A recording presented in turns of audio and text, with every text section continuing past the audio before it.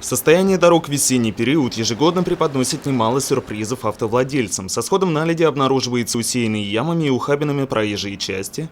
Отдельные участки дорог оказываются совершенно непригодными для движения автомобилей.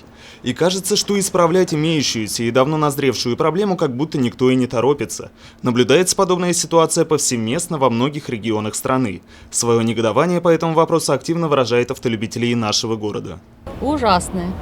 Мне на моей тяжеловато каждую ямку объезжать.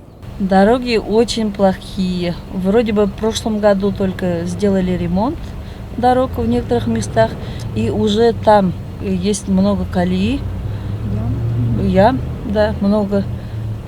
Хотелось бы, конечно, чтобы качественные были дороги у нас в Сибае. Очень ужасные. Дорог в Сибае нет.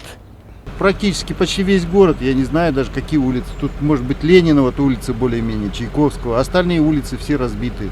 Я не знаю, ездить невозможно. Машину то и дело ремонтируем. Хуже всего, по мнению респондентов, дела обстоят с дорогой на улице Белова.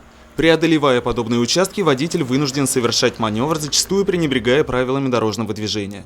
В противном случае есть риск попасть в выбоину, что может привести к неисправности ходовой части транспортного средства. Впрочем, избежать незапланированного ремонта удается не всегда даже самым опытным и бережным автовладельцам. Крупные ямы нередко прячутся под видом неглубоких луж, тогда как езда по ухабам даже в самом щадящем режиме неминуемо приводит к преждевременному износу отдельных систем автомобиля. О типовых поломках транспортных средств в весенний период нам рассказал директор Центральной станции технического обслуживания Алексей Катков. Дороги разбиты, соответственно, разбивается подвеска, страдает автомобиль и вообще в целом, не только на подвеске, но и на кузове это отражается.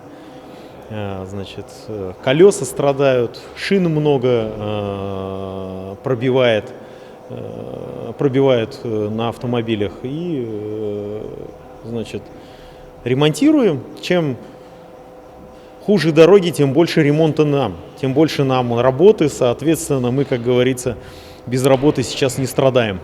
Работа по замене передней стойки обойдется владельцу отечественного автомобиля в 500 рублей. Стоимость самой детали в районе 5000. Регулировка развала схождения еще 1000. А вот ценник на запчасти для иномарок взлетает разы, да и работа по замене все той же стойки для иностранных авто обойдется уже 800 рублей.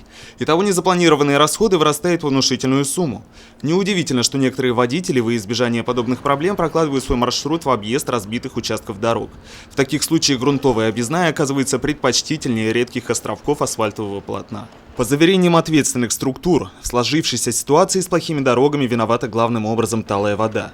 Во время оттепели она просачивается в трещины, а с наступлением морозов вновь застывает и разрушает асфальт.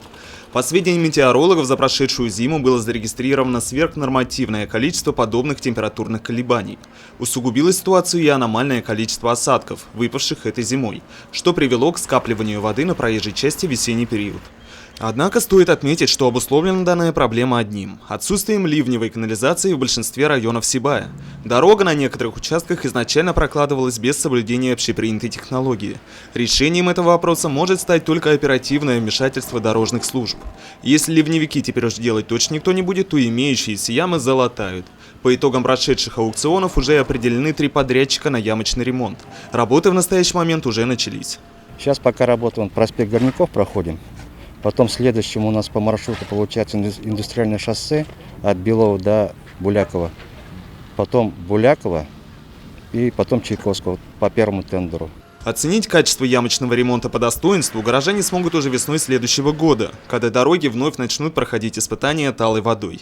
К слову, глава региона Рустем Хамитов лично выступил с инициативой ввести персональную ответственность подрядчиков за качество проделанной ими работы. Отметим, что в Сибае требуется ремонт порядка 25 тысячам квадратных метров дорожного полотна, 23 из них с полной заменой асфальтового покрытия. К ним относятся улицы Чайковского и Островского. Ринат Музафаров, Радмир Асингулов, Гульгина Раскильдина, телекомпания СТВ.